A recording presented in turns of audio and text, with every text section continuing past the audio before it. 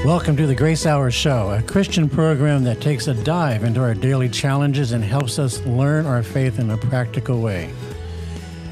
I am Pastor John Sabo, and I am joined by Pastor Phil Norman as we're conversing here in the studio. Today we'll be talking about science and the Bible, perhaps a little bit of evolution or other worldviews that we deal with on a regular basis as we're interacting with others in sharing our faith. So, hi, Pastor Phil. Good afternoon, Pastor John. Good morning, whenever you're listening to the broadcast. I wanted to start with a little passage from Isaiah chapter 40, and this is starting at verse 26. Lift up your eyes on high, and behold, who hath created these things, that bringeth out their host by number, He calleth them all by name, by the greatness of the power, for that he is the strong in power, not one faileth. Why sayest thou, O Jacob, and speakest, O Israel, my way is hid from the Lord, and my judgment is passed over from my God? Hast thou not known, hast thou not heard, that the everlasting God, the Lord, the creator of the ends of the earth, fainteth not, neither is weary. There is no searching of his understanding. He giveth power to the faint, and to them that have no might he increaseth strength. Even the youth shall faint and be weary, and the young men shall utterly fall. But they that wait upon the Lord shall renew their strength, shall mount up with wings as eagles. They shall run and not be weary. They shall walk and not faint. Mm-hmm. And we thought we'd start out talking about the scientific method itself. And what is science? There's a lot of interplay and a lot of discussion about science and faith and the Bible and science, Christianity and science. The scientific method begins with an observation, a problem, something you've seen. You've sensed it with one of your five senses, and you are curious about it, and you want to gain knowledge. The word science itself derived from the Latin for knowledge. And so you have this observation that leads you to state the problem. I have thought of an illustration, very simple thing. You notice that ice cubes float in a glass of water. Right. So, okay, you've seen that. It's an observation. And why do ice cubes float in water? Water is ice. Ice is liquid water. Why, what happens? Especially since most solids sink. Exactly. And so you develop a hypothesis after you think about this for a while. Think about your problem. A hypothesis is simply a statement of what you think is causing this observable fact. Could that be like a speculation too, or? It's exactly right. You don't have knowledge at this point. You're trying to find a way to gain knowledge about why ice floats in water. The hypothesis could be something that actually seems even silly at the moment, but you're just stumbling towards a possible solution to you said problem, but just the question, thing that's potential confusion, and you want to resolve it. Yeah, it's not necessarily a problem like your life is in danger unless you figure it out. It's simply a logical problem. And so you develop a hypothesis, and a hypothesis is a statement that, I believe this is what causes this reality that we've observed. And one unique thing about a hypothesis is that it must be falsifiable. In other words, if the experiment you develop has to prove or should be able to prove that this is not the answer to the question. Or the experiment that comes from the hypothesis must be an experiment that it's possible to disprove it. Yes. You know, in other words, a failed experiment is a success. Yes. When your experiment doesn't go the way you anticipated, You learn something new. you've gained knowledge. Right. It goes right back to the beginning of scientific method. You've gained knowledge. So it must be falsifiable. So here we have our hypothesis. Ice floats in water because of all the little air bubbles trapped in the ice. It's That okay. okay. The experiment must be able to prove whether that's the answer or not. Yes. Right. And so your experiment is you develop some way to make sure that you've formed ice that has no little air bubbles trapped in it, and you put that ice in water. If it sinks to the bottom of the water, then you have evidence that supports your hypothesis. Right. Because ice without the air bubbles has sunk. If, on the other hand, your ice continues to float, you have proven your hypothesis false. Right. Okay. You Air now bubbles. know that idea was wrong. Yes. You have knowledge, Yes. but you haven't. You still haven't proven what's causing the ice to float, and so you develop other experiments, test the ice in various ways, and you look at the sum total of your results from your experiments. Those results are, again, like your observable fact at the beginning of the process. The results are facts. Right. The ice sank, the ice floated. Yeah. The yes or no's. Yeah, under these conditions, the ice floated. Okay. And of course, you're constantly trying to remove any alternate variables in the situation so that you're changing one thing at a time. Right, and controlling for as many variables as you can. And so once you've come up with a body of information, and there's all sorts of different experiments you could do to test your hypothesis, you have your results, and then you reach conclusions. In this particular case, if you have designed an experiment where you have measured the density of ice and the density of liquid water, you will find that, in fact, liquid water is more dense than ice.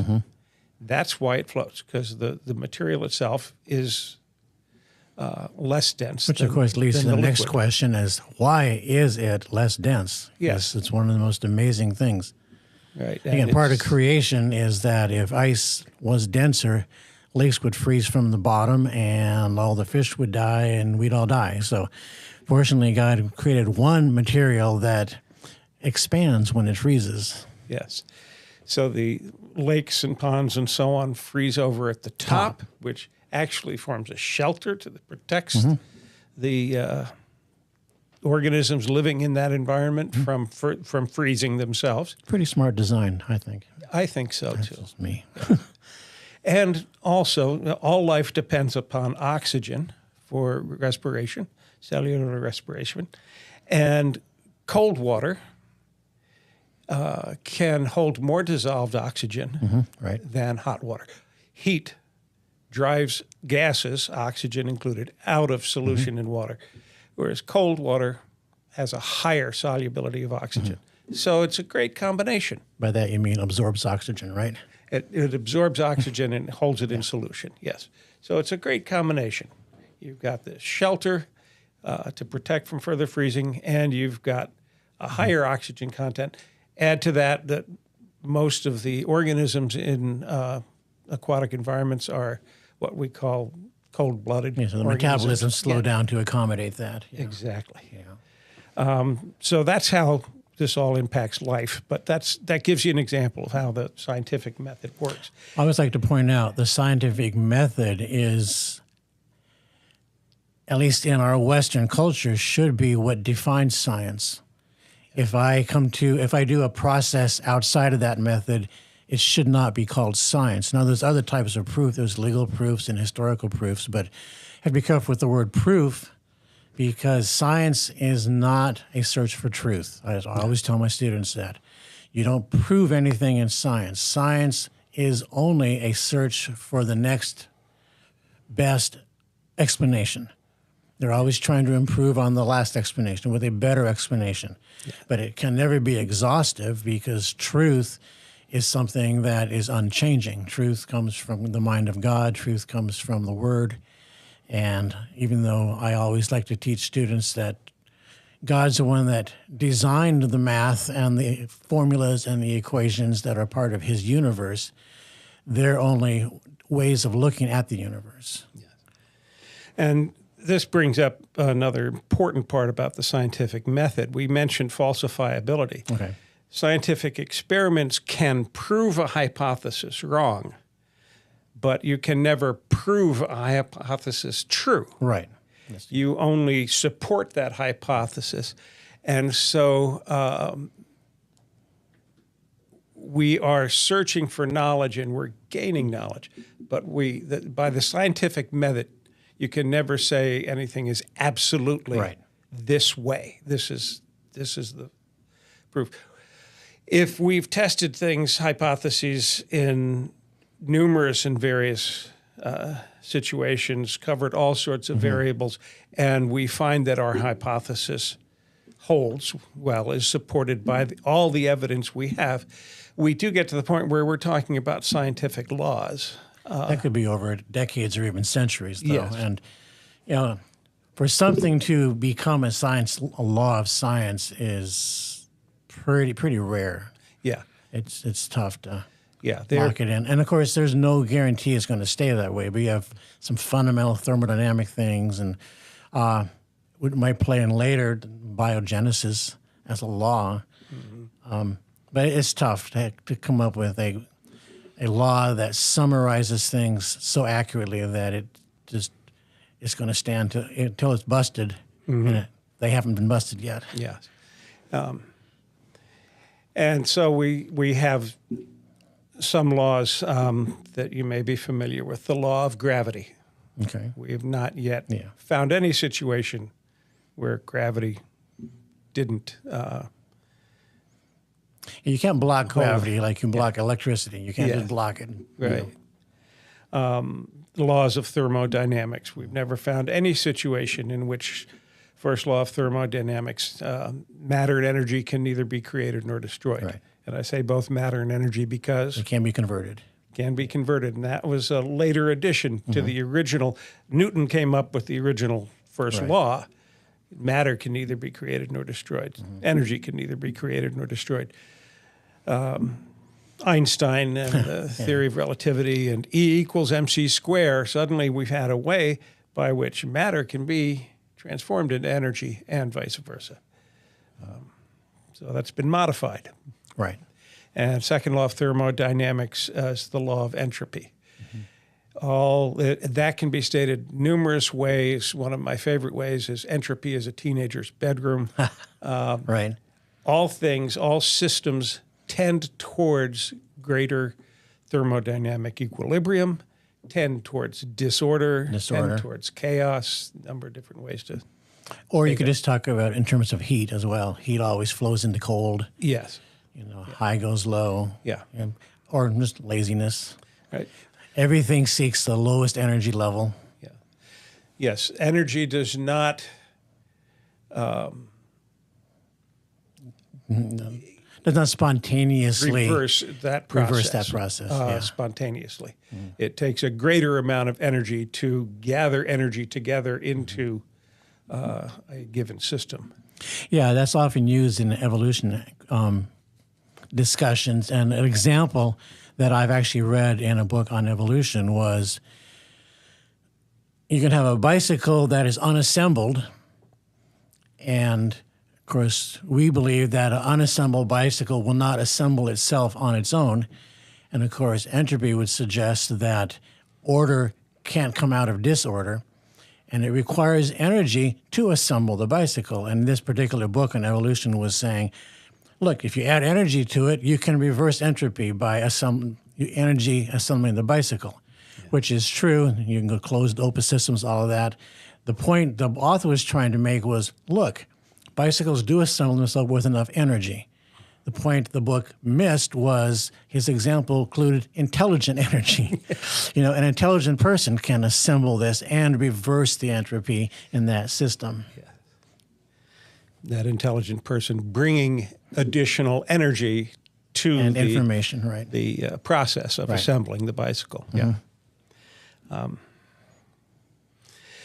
The other aspect of the scientific method, too, is we come to our gathering our results and then we reach conclusions. Right. We analyze the results and we reach conclusions. And conclusions are the scientists applying their rational minds to the results they have from the experiment.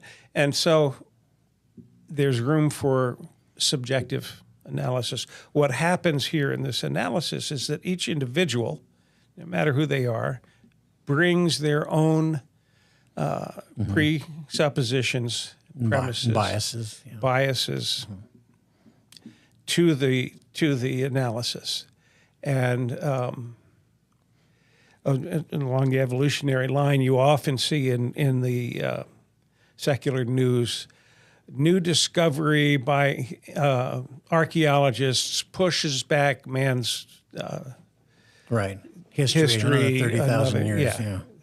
Yeah.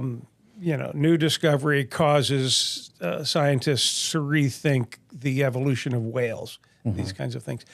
So what you're seeing there is that the original premise that they had about man's history on Earth was based on their bias and their presuppositions. And so when new evidence was brought in, they suddenly had to change the way they were thinking of things. But they would change it in such a way as to accommodate their original worldview. Yes. Their bias. So they see new information and they'll make it fit in a Ptolemaic way. It's like, okay, this messes up my theory, but I can't change my overall worldview. It still has to be a secular view. All the evidence points to a divine intelligence, but since we're going to throw that out, I now have to come up with adding more cycles or creating a workaround somehow. Yeah, and here we get to another aspect of all this too.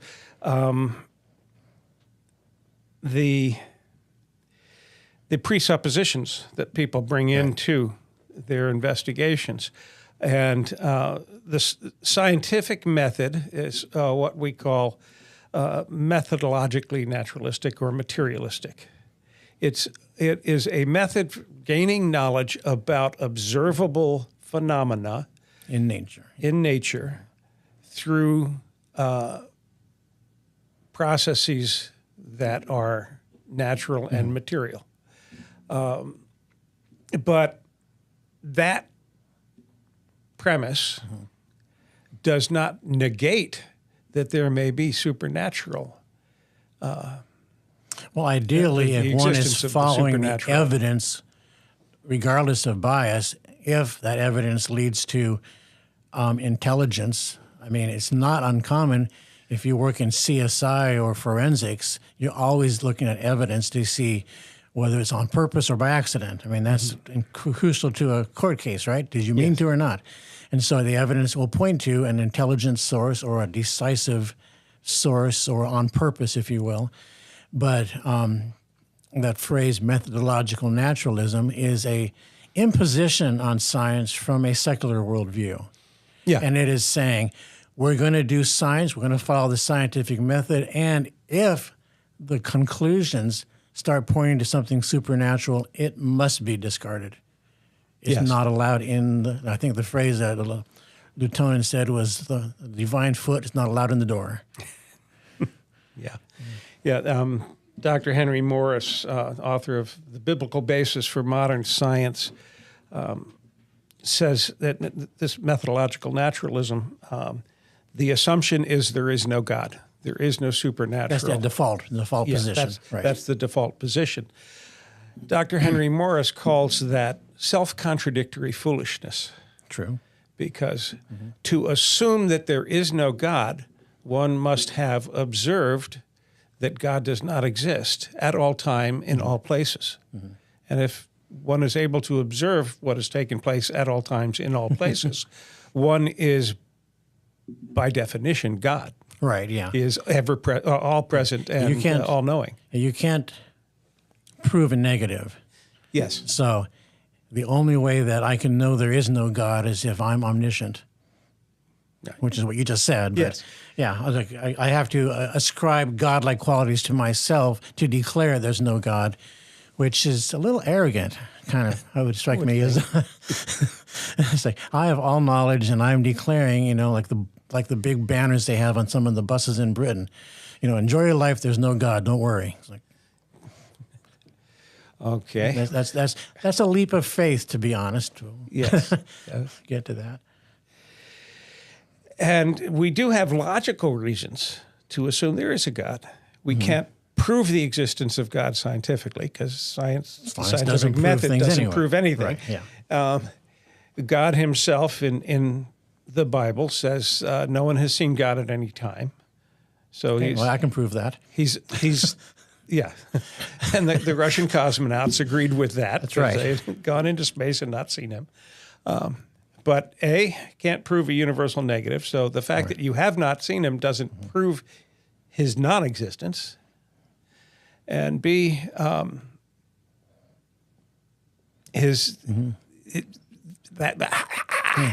stumble on my words. Easy for you to say.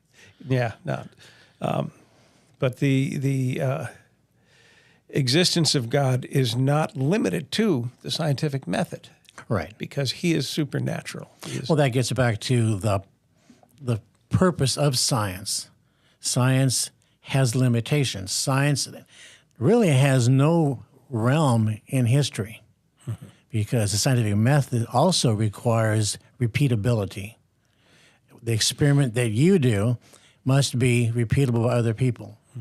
And if you can't repeat it, if you can't duplicate it in any way, then it's outside the purview of science. And until we get a time machine that can go back and repeat either chemical reactions or the beginning of the universe or how stars are formed, it's not open to science.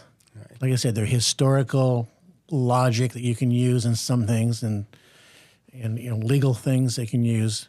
Yeah. But it gives a limitation of science. It is very limited, exactly. We can extrapolate. Right. We can speculate based on what we know, but we cannot state dogmatically what has occurred in the past.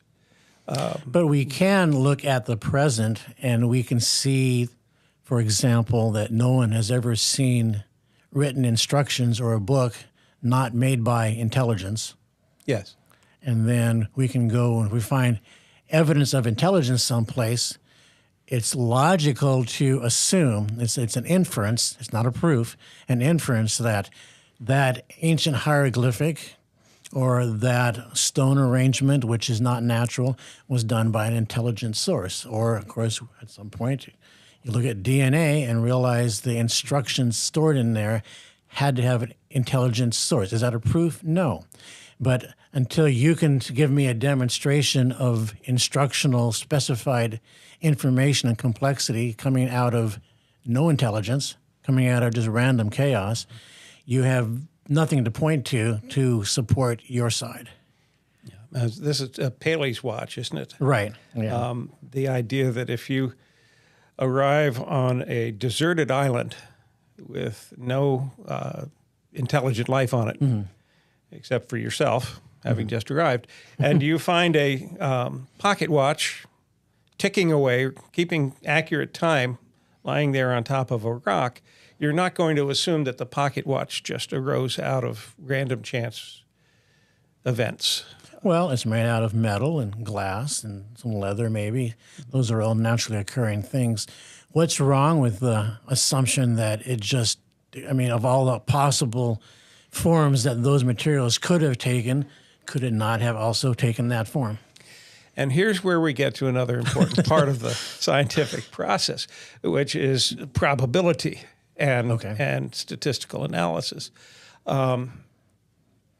What is the probability? Yes, I can answer you. Yes, it is theoretically possible that all the materials that make up that watch somehow fell together in a storm or whatever, tumbled down the side of a hill and ended up forming a watch. Right. A broken watch fell off a ship and got thrashed on the shore. Yeah. And it's ticking and keeping perfect time according to the time zone this island is in. It's theoretically possible, but the odds of that, right. the probability of that occurring, are so remote as to be virtually impossible. This actually comes back to my own personal experience. And when I got saved as a college student back in the 1970s, I was at the time studying biology in a secular university. Evolution was the assumption we went by. And I got saved, and in prayer, I asked God about, well, what about this evolution thing? It doesn't ring true with what I know about your character, Lord. But, right. I've been told all my academic life that it's true. And so God and I sort of put that on a back burner at first. There were other more important points to deal with by his wisdom. And when we did bring it back up to a front burner, God and I, it was actually the scientific training I'd had that caused me to look at the claims of evolution, that life began somehow by lightning bolt hitting a pool of gunk and goo by the side of an ocean somewhere. And then once that life was created in that gunk and goo, that it was later able to change and become giraffes and trout and all these other extremely complex life forms that we see today. And I realized somewhere in that consideration that it was statistically impossible that this could have occurred. The probability of these things is absolutely zero. I kind of tend to consider evolution as a philosophy. It's an origins myth. I think the term is cosmogony, and the idea that most cultures have a myth of how things started.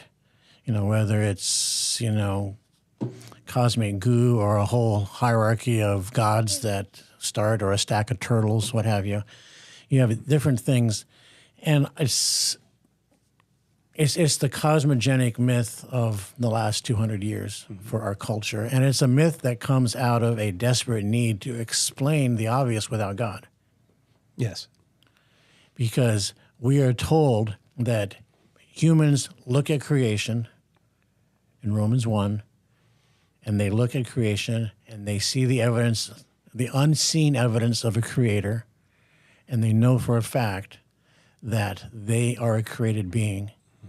And most people are terrified of that because that implies accountability. And that's what, for me, outreach is understanding people are running from God because they're scared and they have every right to be. But for us, we have the message of, God, yes, as Moses said, yes, he's fearful, but he's on our side. So it's okay. Don't turn, put him in front of you, not behind you. Yeah. And one of the, we've already mentioned, you cannot scientifically prove the existence of God. But there are many philosophical and logical processes you can go through that logically indicate that God must exist. Philosophically, we can observe the world and come to the conclusion that God must exist, whether we can prove him or not. And one of these arguments that is used quite readily is morality. Sure. There is no naturalistic, materialistic explanation for why human beings are moral, that there are morals. Whether or not we violate them is a separate issue. Morality exists almost universally on every issue. The immorality exists. The decision of what's right and wrong can be very cultural, but the fact that everybody agrees that a right and wrong exist. Yes. And I point that just to the creation of a conscience. God gave everyone a conscience. That conscience is fallen. That conscience can be warped and twisted and perverted, but the conscience tells us there is a right and wrong. Yeah. It doesn't tell us what is right and wrong, though. That's the distinction that's important, because pretty much everybody does what they do because they think it's right. Yes. And there have been evolutionists who have tried to create an evolutionary advantage to organisms that were moral. In other words, to say that Sure. morality arose through the evolutionary process. But those are weak arguments. Well, it's difficult because if an organism, like a selfish gene that Dawkins talks about, is doing what's best for it, at some point it becomes a question of what's best for the individual or best for the collective. Yeah. And generally, there's inconsistencies with that. Usually what's best for individual is what's best for the collective is the individual is sacrificed and shut down. And philosophies and political views that come out of evolution inevitably lead to whatever is best for the majority is best, and the individual must be crushed, must be put down. Mm-hmm. I'm thinking in terms of our secular worldview often asks, hasn't science replaced the need for God? In other words, we know that we used to all believe in superstitions because superstitions explain why the sun comes up and why the moon gets eaten once a month and, why there's tides. But science has removed the need for superstition and, by inference, the need for God. Dawkins talks about evolution as what allowed him to be an intellectually fulfilled atheist. Prior to that, atheists were crazy people. But now that we know evolution, we can pat ourselves on the back and say we've got this all solved. Mm-hmm. And I know you and we've been involved in creation, evolution, debates, conferences, things like that. But I think you'd probably agree that arguing evolution on its own generally is kind of fruitless. If I walk up and someone says, I believe in the Big Bang, and I start telling them why the Big Bang's wrong, that's fruitless. But if I can talk to that person with questions and have that person realize that their belief system is just that, it's an article of faith. Mm-hmm. Pastor Schaller once talked about talking to an atheist, and Pastor Schaller said, hi, I'm a Christian, and I believe in God, but sometimes I have doubts. How about you? You're an atheist. Do you have doubts sometimes? And, of course, since we know that God is, eternity is written in every person's heart, an atheist is always going to, at some point, be terrified, what if they're wrong? And, of course, that fear can drive them to be more recalcitrant, more determined that I got to be right. Yeah. I have a great sorrow for someone like Dawkins, who has staked his entire life and career on the God delusion, and as a result, he can't risk being wrong. He can't dare be wrong. Yeah, yeah. And this makes me think of one thing we often want to bring up to people when we're speaking with them, sharing our faith and so on, is the fact that, indeed, everyone's system eventually comes down to belief, to faith in something. Everyone has a worldview. Richard Dawkins has faith that there is no God. This all just happened. Right. There is no supreme moral being to whom he is accountable. Mm-hmm. And he might have any number of reasons for wanting to think that way. Mm-hmm. But it comes down to the fact that that's the way he thinks. Right. He believes this is it. When it comes to the Big Bang Theory or any other theory about the beginnings of the universe, the origins of the universe, that's all, as we said earlier, discussing the scientific method, that's all outside of the ability to test scientifically. Right. We cannot scientifically determine how the universe was made, because it happened at some point in time in the past, and it exists now, and we can't go back to whatever those conditions may have been. We don't know. That's what God asked Job, were you there? Yes. And that's the bottom line. As soon as I can get an atheist to realize that, I'll say, would you believe that's faith? And he'll retort back, well, you believe in faith too. And I say, yes, I do. So now we're on the same page. Yes. Now we're on an even playing field. We both are functioning on a system of faith. Now let's see which faith is more reasonable and more reliable. And when arguing evolution, consistent. Yes. I have three things I like to bring up. And I'm not going to argue evolution unless someone wants to really talk shop. Yeah. But there are three things evolution requires. And the first thing evolution requires is a universe to begin with. Mm-hmm. There has to be a universe there. It's the joke about the scientists promising to make life like God did, and they collect a handful of dust, and God says, wait a minute, get your own dust. Mm-hmm. Right? The universe is there. Even Carl Sagan, the late Carl Sagan said, the first step in making an apple pie from scratch is create a universe.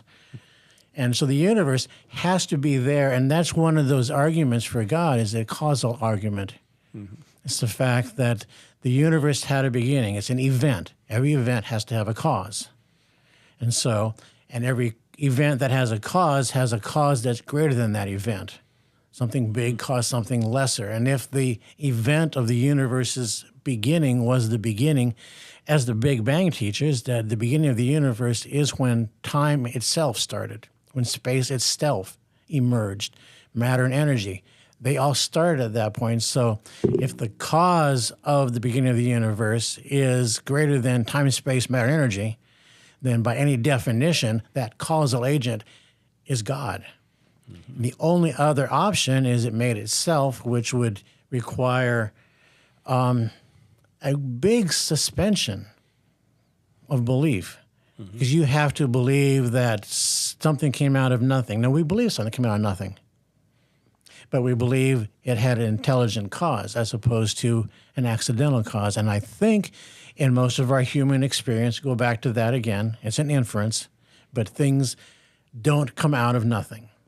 Yes. Generally. I mean, you can talk about virtual particles, but, even stochastically, there's still a cause and effect. And that's the first thing. The second thing is that evolution requires a first life. Darwin and evolution never claims to explain the origin of life. His book itself was Origin of Species. The evolution doesn't claim how it started. It claims to explain how it changes and changes over time.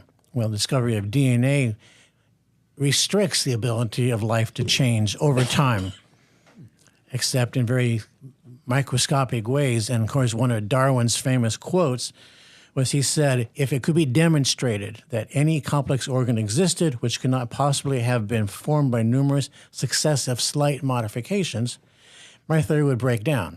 So his theory, his premise or his hypothesis of life changing via natural selection has been disproven by his own statement. He made his theory falsifiable, and it has been falsified because he knew nothing about DNA. Yeah. He thought little cells were a lump of carbon. He was clueless about how life replicated or grew. Again, it was a discussion on how life changed, not how it started. And then, of course, the final thing, so you're talking with someone, I'm not going to talk lots of evolution or anything, but I need a universe. Where'd that come from? Mm-hmm. I need a first life form.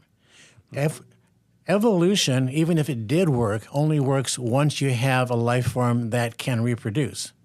It doesn't produce a reproducing life form on its own. Right.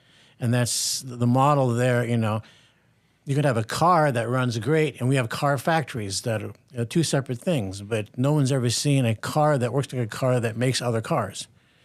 A car factory that looks like a car. And that's what a cell is. That's what a human being is. It is a life factory that makes other life. And the complexity is mind-boggling. And, of course, the only way you could do that is when each time you make a copy, the instructions go with it. Yes. And that's the DNA.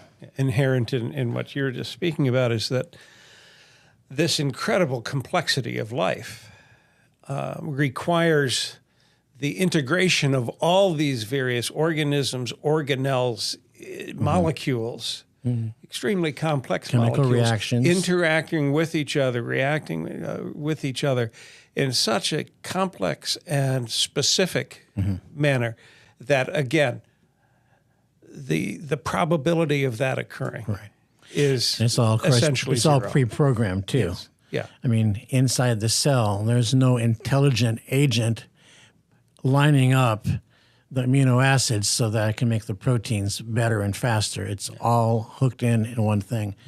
To get back to your bicycle, we see a bicycle, and for us, reading the instructions, which are information intelligently presented, we can assemble the bicycle from the parts that have been manufactured. But there's much more to it than that. All the parts had to be packaged together in the box that was shipped to us from Amazon or wherever. All those parts were manufactured in a factory in machines. Those machines had to be manufactured. Those factories had to be built. Yeah. All those things had to be designed. The information behind all of that is immense. Just the paint alone for your bicycle is a very complex compound. Miners had to dig the metals out of the earth. Yes. Every step of the way. So their pickaxes had to be created, and the little ore cars that brought the minerals out of the earth had to be manufactured and so on. So it's... You keep saying information in the form of instructions. Instructions always require an intelligent source. Yes. And, of course, in today's world, that could be artificial intelligence if they're making instructions, but it's still that required intelligence to make as well. There's you can't backdoor any of this. You can't kick the can down the road. You always end up with an infinite regression of intelligence, which, quite frankly, it's easier to conceive of an infinite intelligence than trying to go backwards forever and ever. Yes. Yes. And even artificial intelligence, that computer in which that program is running has no means by which it can create the factories, the paint, the metals, and so on. If hypothetically a computer or a car or something else were designed to do just that, like a von Neumann machine, if in fact scientists did create life in the laboratory, it would be no blow to us because we've been saying it requires intelligence all along. Yes. They've only proven that it takes tremendous amount of intelligence to create life. Right. Yeah, so the idea that science replacing God, no. The more you study science, the more you discover how desperately you need God, and the more God is glorified in science. That was Newton's goal with science. He says, I can figure out how things work. I want to know the mind of God. He said, I can figure out how the planets stay in the orbit, but this was the limit to science. He said, science can't determine how they got there in the first place. Yeah, where we get back now again to teleology. Right. Function and purpose. Right. One of the basics of biology, which I study, is you looked at an organism and you saw the different parts of an organism, and the way to understand them is to understand what they do, to learn what this organ does. You can't discuss it without saying, why does it do that? Yes. And I've had thousands of conversations with people about why are there mosquitoes? Why is that? And that's all purpose. And purpose is a function of intelligence and personality. I know of random occurrence. Christians who work in the sciences, like in genetics, things like that, and they're under restraints. They do their research as if there is purpose, and then they write their papers, and they're forced to remove teleology out of it and to try to make it. They have to try to fit the paradigm when everything is purposeful. Yes. God has a purpose in all things. That's very simple for us to understand as believers. Yep. We have our faith system. Our faith comes from the Word of God. Yes. We don't study creationism or apologetics to bolster our faith. That would be inappropriate. But we do study those things so we can give an answer. when people have questions, and it can help us to ask the right questions. Getting in arguments is generally fruitless. Some people enjoy it, but generally. Yeah. But if you can talk with someone, realize that that person has a need for God, that person has an emptiness, that person has a worldview that is not fulfilling their needs. Yes. Their worldview does not include forgiveness. It does not include a basis for conscience. And you can ask the right questions, and you can start weakening their faith. In other words, they start saying, well, maybe my worldview has some gaps in it. Yes. We do not study in order to win arguments. Right. We study in order to win souls. Mm-hmm. And we win souls by presenting the beauty and glory of the gospel. There have been times in the past that I thought, I want to have a discussion or a debate, and the rules are no religion, which can be fun because these things can be argued on a scientific basis. Mm-hmm. But at some point, I personally began to realize the Word of God is its own defender and also its own power. Amen. So I'll talk shop, but as soon as I can get the Word in there, as soon as I can get a verse or at least a biblical concept in there, and let the Holy Spirit take over, because He's the one that's going to do the real work. You know, you and I don't change minds. Mm-hmm. We don't fix people. We don't make them think right. But the Word of God does that. So, amen. Well said. So anyway, thanks for joining us today. You can subscribe to this show on YouTube, Apple Podcasts, Google Podcasts, Spotify, many more. And make sure you join us next time that we're here. It's a ministry. The Grace Hour is a ministry of Greater Grace Church in Baltimore, Maryland. Feel free to join us for church service at 9, 11, and 6:30 on Sundays, 7 p.m. on Wednesdays. And have an awesome day. Thank you so much. Thank you, Pastor Phil. Thank you, sir. God bless.